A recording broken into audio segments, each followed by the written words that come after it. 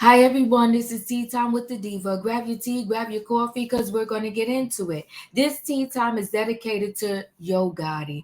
And before I actually get into this tea time, I want to say to everybody, happy Dr. Martin Luther King, birthday observance day. Okay, today is the day they put aside to observe the legacy and the life of Dr. Martin Luther King Jr. So happy MLK Day.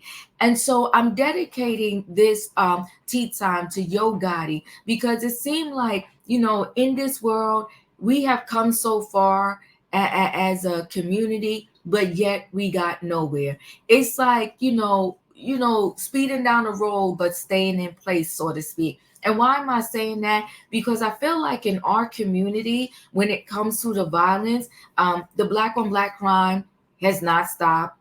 And matter of fact, it's gotten even worse. Every time I seem to hear about the untimely unaliving of, a rapper or someone in the industry, the next thing you hear, even if it's a few years after, is a retaliation situation, and then more lives are lost. And it seems like that is the case in this Yo Gotti situation and his brother Big Jook.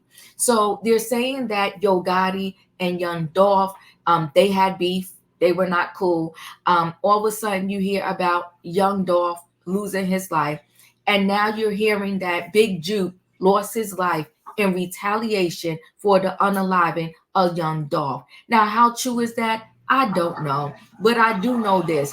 It's still too much violence, too much hate, too much sadness going on where people are out in these streets just taking each other's lives. Now, I am going to show you they get a little bit of footage of the last moments of Big Jook being alive at the funeral of his family member. So we'll just check that out really quickly.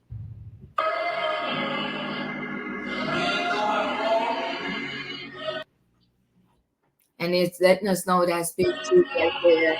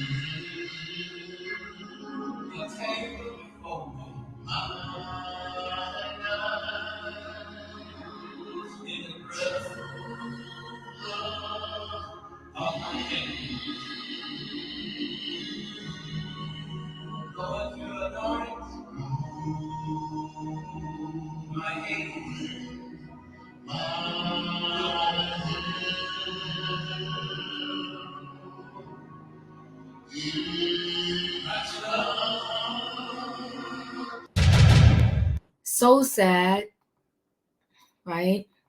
So sad.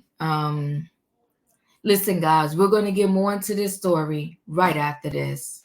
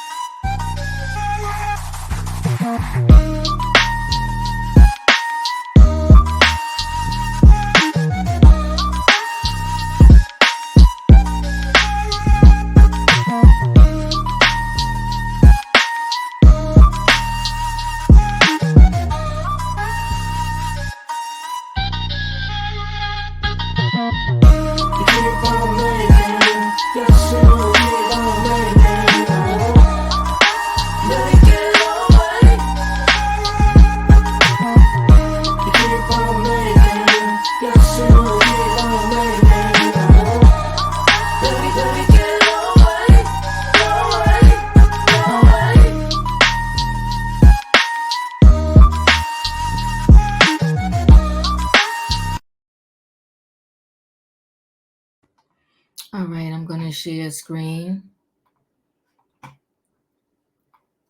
So Yo Gotti's brother Big Jook was pow-powed and unalived at the funeral service. Memphis police had a lead in the Big Jukes pow-powing, posting photos of a white Ford Explorer they say may have carried the rappers, the people that unalived him. Okay, they're asking for the help of the public to identifying the car, and they are offering a $4,000 reward for information. Listen, $4,000 is nothing.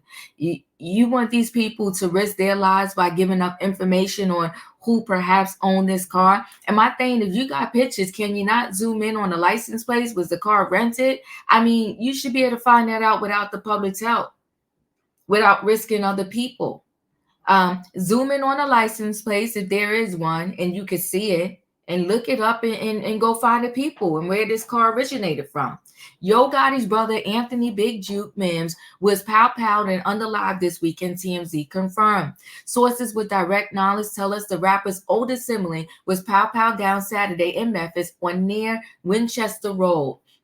Per reports, the unaliving took place after he attended a funeral service in the area.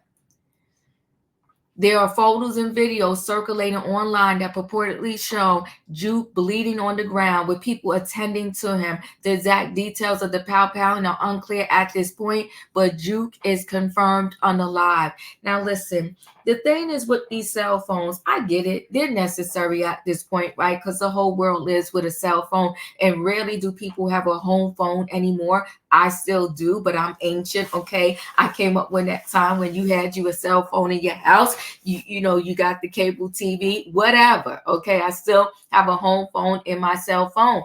But now people don't know what is appropriate and not appropriate to share. Why would you share photos of someone losing their life, bleeding out on the ground? I don't know. It just doesn't make sense to me. And especially because now their family members, I'm sure, may come across these pictures and videos and have to relive this thing over and over again. I don't know. Just people need some discernment over what to share and not to share.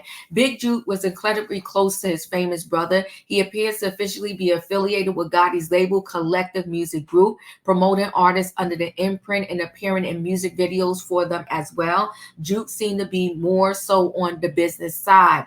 It's sad that this happened to be that he happened to be unalive during a time of mourning, which I think is gangster too, right? But you caught this man at a vulnerable time, and he definitely had his guard down because he was sad and mourning the life of a family member, and that's when they caught him in his most vulnerable moment. Something he alluded to in one of his last IG stories Saturday, where he was honoring a fallen relative. So we got to be careful, and so many people tell us all the time, be careful about going online saying I'm going on vacation, or I'm here, or I'm there, or wherever, because then people will know where you're at, right? Especially if you're one of those individuals that are living a certain life where you constantly have to watch your back. Okay, nobody really cares where the diva's at. Whatever, I'm about to go to Target, they're not going to care, right? But if I am in the streets like that, they said you live by the sword, you die by the sword. I'm in the streets like that. I don't need to be getting on no social media talking about, oh, I'm about to be over down there at the Walmart. Because maybe as soon as I get to the Walmart, before I get out my car, they're going to get me. Okay. Unclear if Gotti himself was with Juke during the unaliving. He hasn't addressed his brother's unaliving just yet either. Another element to this is the possibility that this might be related to the unaliving of Young Dolph in 2021. At least that's the speculation online anyway. As we reported, cops rushed to Gotti's Memphis restaurant shortly after the young rapper was pow-powed down himself outside of a cookie store. This is out of fear of possible retaliation. This is just so sad. Like, who decides, like, we're going to stop? No more people should lose their lives over said situation. It's no secret Dolph and Gotti had beef, and now many suspect this might be connected. Also worth noting, the location of Jock's unaliving is not far from Gotti's establishment. In fact, it's on the same block. This is also not very far from where Dolph's unaliving took place. They reached out to Gotti, of course, at this moment, no word back. Again, my condolences. It's so sad. I'm so tired of all of, the violence within the community. A lot of times, as black and brown people, we always want to talk about the others, and what they do to us, and how they're taking our lives, and this, that, and the other. But I don't have the statistics, so don't ask me for them. But I want to just bet my bottom dollar that we take each other's life way more than anybody else ever could possibly do. We're unaliving each other.